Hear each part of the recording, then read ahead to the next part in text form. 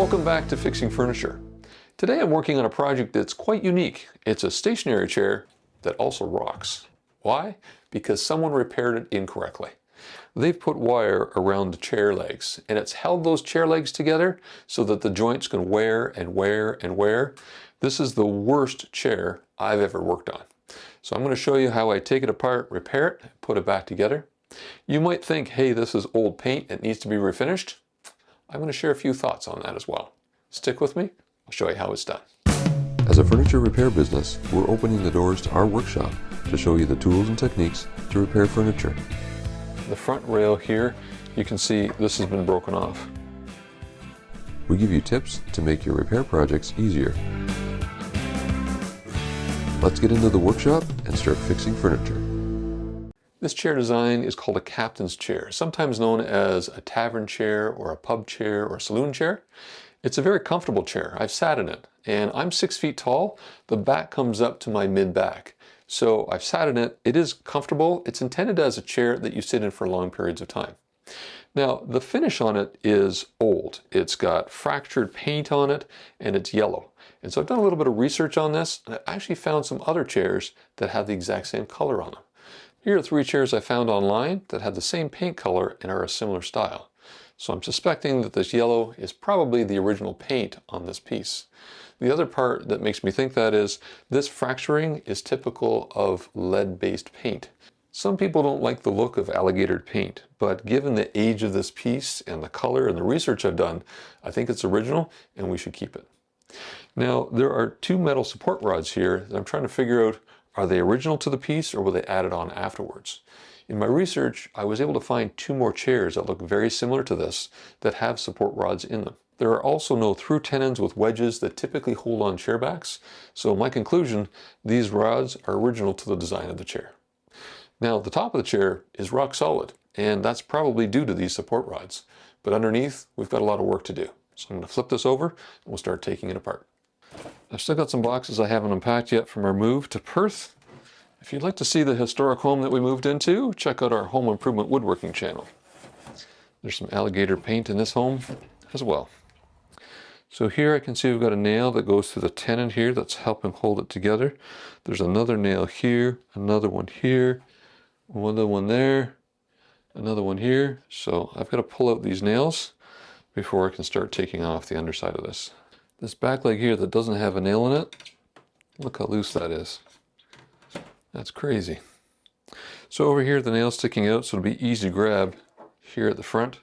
I'm going to have to create a little bit of damage to get under that nail so I can pry it out.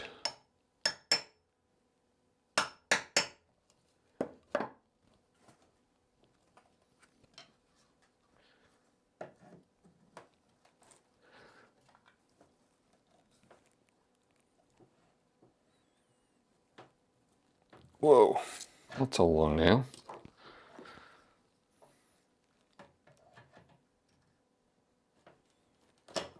Holy cow, that's a framing nail.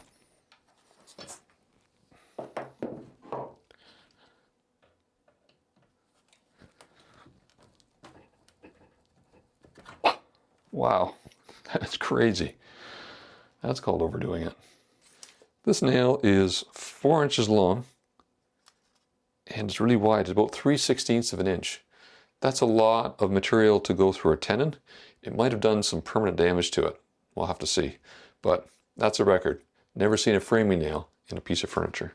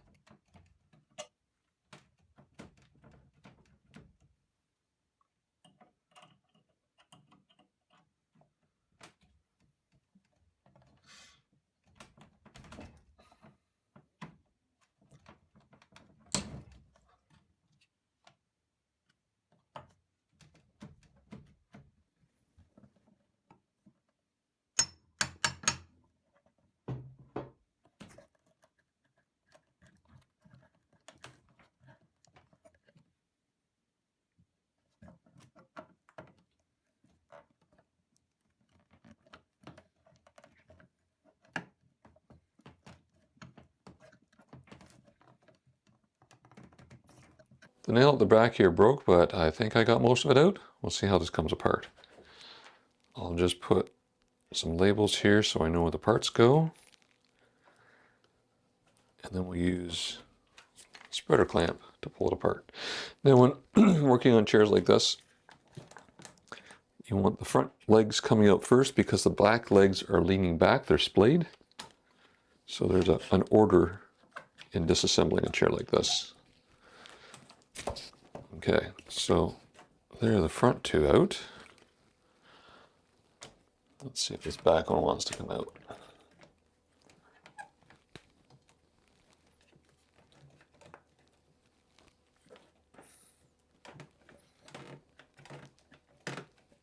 It's coming out a little bit.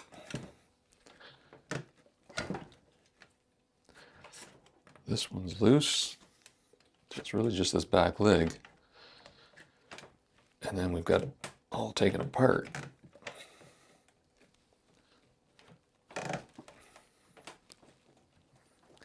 But that broken nail seems to be holding it in there. Let's see if I can muscle it out.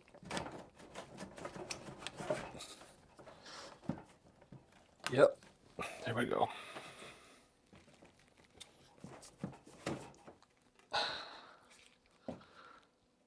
Okay, so now we can start disassembling the rest of the base. If I look inside the mortises here, I can see some paint. So I'll need to clear that out on the edges so we've got a good gluing surface. And over here where that nail broke, I'll just take a nail set, push that in, get it out of the way.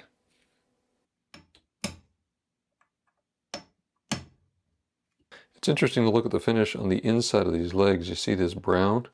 This is shellac. So I'm wondering if there was a shellac finish that's just worn off over time.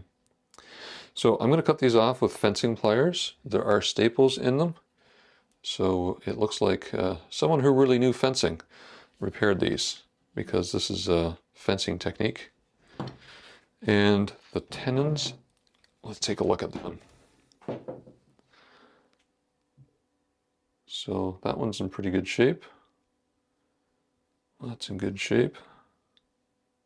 This one looks like it's been split a little bit with that nail through it, but not as bad as I thought. That one's just got a lot of residue on it. Okay, well that's good news. I need to make the tenons wider so they fit snugly in the seat. If you haven't been around a farm or a ranch, you might not recognize these. These are fencing pliers, and it's a multi-tool. So if I hold it like this, I've got a hammer head. This claw here helps pull things out. This claw helps pull out staples. And when I open it this way, I can pinch things in here and here. This is great for grabbing the wire and twisting it tight. But there's a cutter here that is really, really great at cutting wire. It's been designed for it. It works much better than side cutters. I'll show you why. As I open up the fencing pliers, you see this gap open, and I go this way, it's too far. And what that does is it opens up a slot. But as I press down on that, it shears the metal. So I'll put it on here, get it in the slot, and it just cuts it like that. If you compare that to side cutters, this is really just pinching a wire. So it takes a lot of strength to cut that off.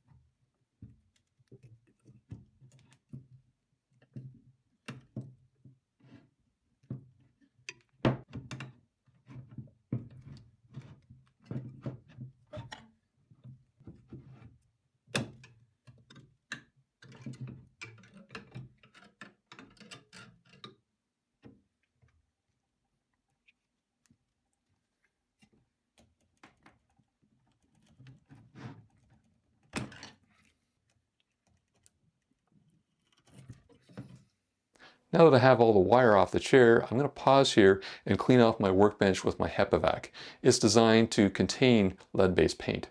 So I'll get it all cleaned up here, and then I won't be disturbing that and potentially having it float in the air.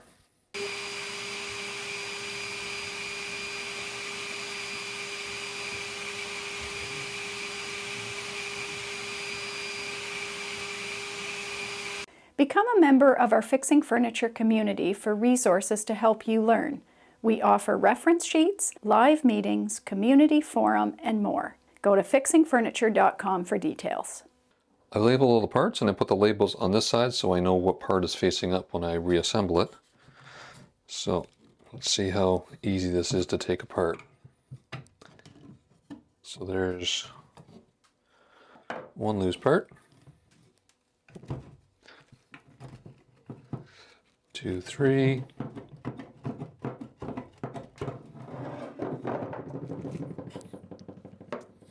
Okay, the good news is that these joints are pretty snug here, so I'll be able to glue them back together easily.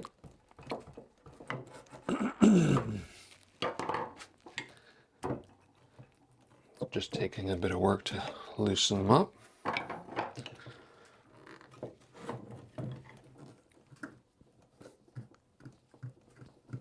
There's a section here that broke out when I pulled out a staple. So I'm going to spread glue in here, get it on all the surfaces, and then work it back into place.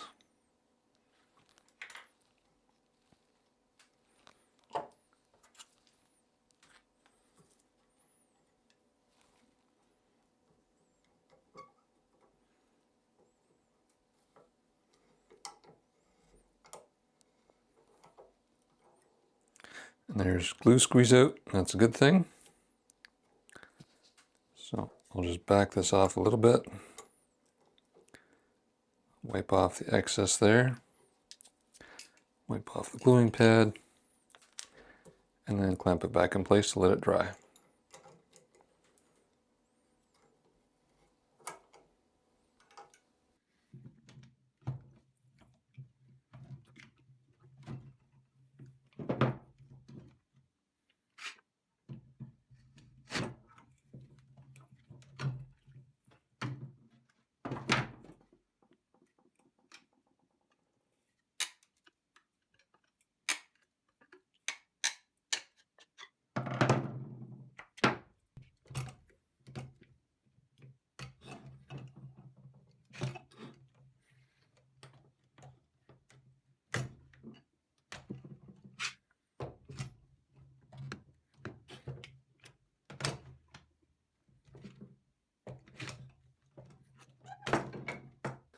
With all the legs separated, I can now put them in the chair and see how loose they are.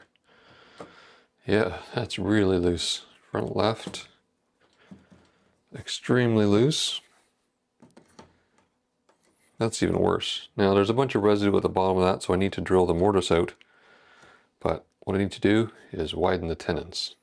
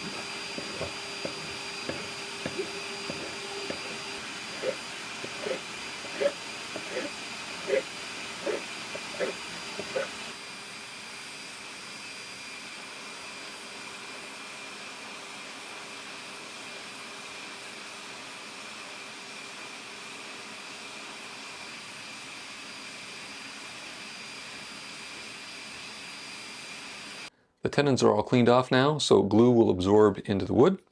And to make them thicker, I've got wood shavings. Now I've got two different sizes I use. These ones are thicker. I need to add a lot of material here, so I'm going to be using the thicker ones. And I've got elastics to hold it together and PVA glue.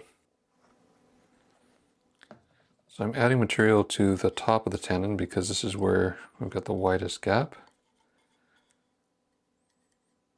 So I'm using PVA glue because I want a permanent bond here. I don't want this to come apart. When I put the joint together later, I'll be using hide glue for that. I want to make sure I've got lots of glue on the shaving.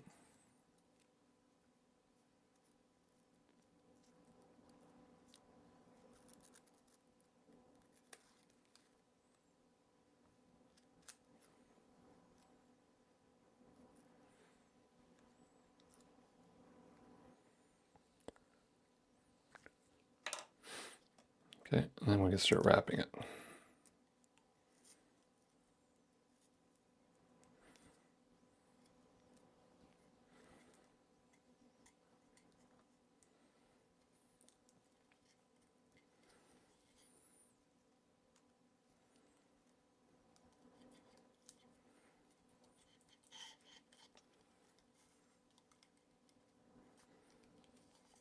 Now normally that would be enough of a shaving to tighten a tenon,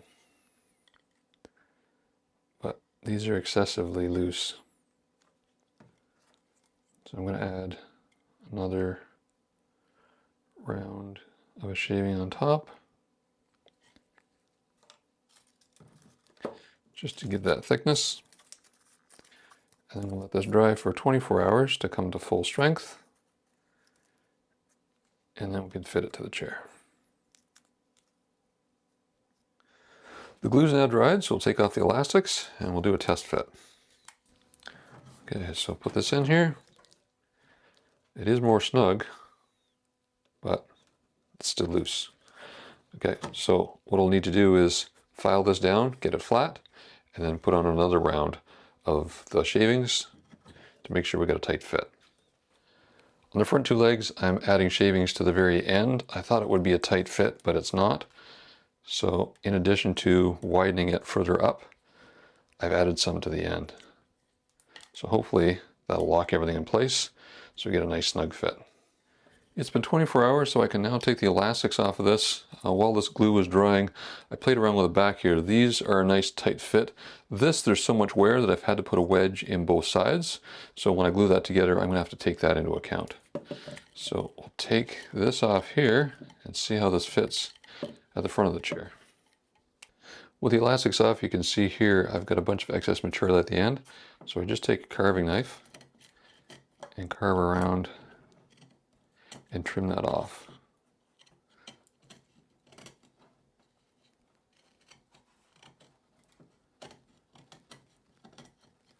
Okay, so you can see what it looks like now. So the next step is to file it down, get it round, and then we can test it in the mortise.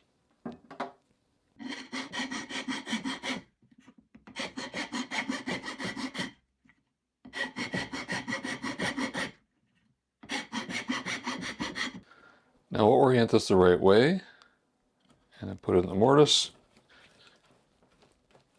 Okay, that's good. That's what I was looking for. Okay, that's 3 down, 1 to go. And the last thing I need to do is clean out these mortises so that the tenons will go in them, and then I can glue up the chair. Do you have a repair project that you need help with? Book a coaching session with Scott and talk to him one-on-one to get advice based on your skill level and tools. Go to fixingfurniture.com to book your coaching session today. If we look closely in the mortises here, you can see that there's some glue, and that glue residue will prevent the tenons from going in any further. So I use a Forstner bit to drill that out to make sure the tenons will seat properly. The technique I use is to put the drill in reverse and get it to the bottom of the hole, and then go forward to clear out the glue. Once I get glue on all the joints, I have to move very quickly. So let me explain what I'm doing on this one leg. There's a lot of movement on this leg front to back. So I need to lock that in, and I found if I use hardwood wedges, I can get it nice and tight. Don't be fooled by trying to use epoxy putty here because it's not a structural product. It really is only a filler. So here what I'll do is I'll put the wedges front and back, let the chair dry, And then to help keep those wedges in over time, I'll be using a rubbery type of glue. It's a white glue. I use this when I'm caning furniture, and that will allow it to puddle in here, dry up, and if that wedge becomes a little bit loose over time, it's going to stay in place. Let's start the glue up.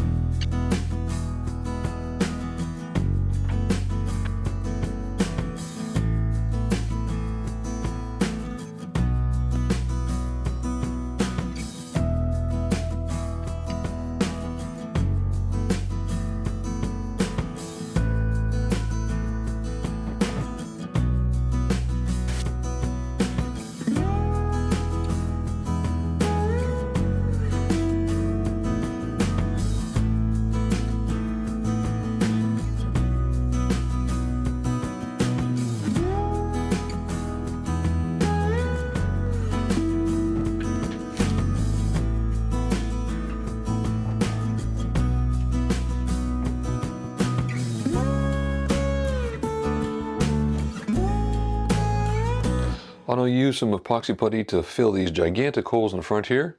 I'll touch up the finish, put the wedges in, and the chair will be done.